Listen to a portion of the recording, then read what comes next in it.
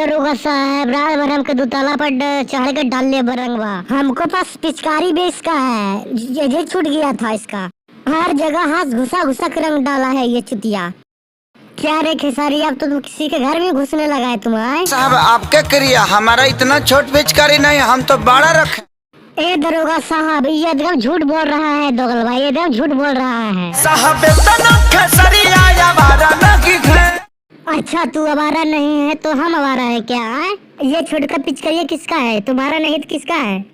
चुकी पिचकारी हमारा नहीं है। देखिए दरोगा साहब, इसका बात पर नहीं रहिएगा, समझे? बहुत चालाक लड़का है ये। और दरेगा जी खिड़की से लड़बा, समझ गिला? अरे खेसरिया के झूठा अंजाम तो के लगा, बताए क्या झूठा अंजाम लगा रहा है तुम बताए? अच्छा ये झूठा अंजाम लगा रही है, तो तुम रात भर कहाँ थी? रात भर कहाँ गायब था तुम? हाँ बताओ, रात भर झाल लेके तुम कहाँ था? रात भर आए कहाँ था तुम?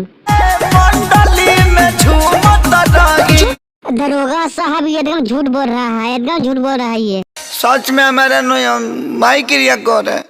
हाँ रे दोगला कहीं का, तू एकदम दोगला है, समझ गया? तू कितना झूठ बोल, एक दिन ने तू सजा तुमको दिलवाएंगे।